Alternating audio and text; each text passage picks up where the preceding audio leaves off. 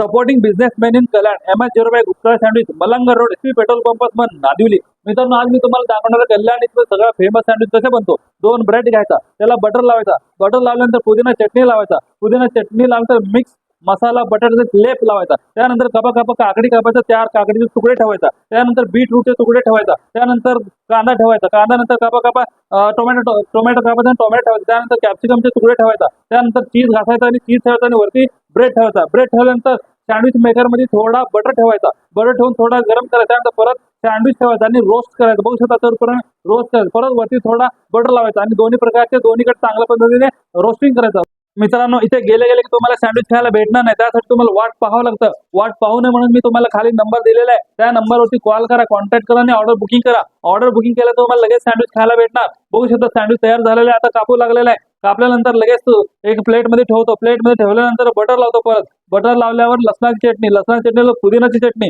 पुदिना चटणी लावल्यानंतर सॉस लावतो, सॉस लावल्यानंतर चीज घासतो. बघू शकता परत चीज ठेवतो वरती, चीजचं लेप झाला, त्यानंतर रेडी टू सर्व. आता मी बाईट घेतो, बघू शकता कसली भारी दिसते बाईट.